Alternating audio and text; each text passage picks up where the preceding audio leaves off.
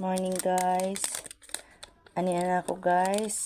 Magselyo na guys sa Lilian Fabric Softener guys. So selyuhan ko na guys. Ingani ra pagselyo guys. Nabutangan ni nana ko ukuan.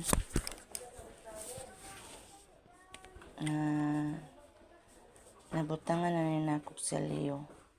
Ingani na ko kaduaon man na ko siya guys. Para sulit ba? Dari na guys. Minuto lang.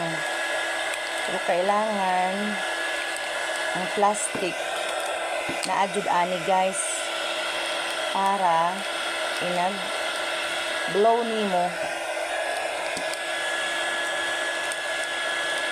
Mano talaga.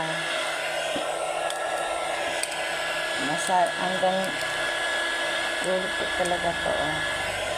Ganyan lang guys, madali lang. Pero nung una nahirapan ako kasi hirap ha. Kasi hindi pa talaga siya nakaano sa yun pala, dalawahin ko pala kasi maiksi lang siya. Naiksi siya pag naanuhan na ng na iinitan na. Ayan o, umiiksi. Ganyan lang guys. Diba? Saglit lang. Pero nung una guys, hirap ako kasi lagi marami akong nasisirang plastic kasi sabi ko, ano ba to?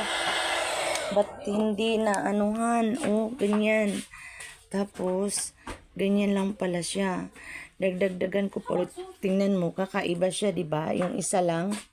Kahit okay lang siya nakaganyan, guys. Maano na yan.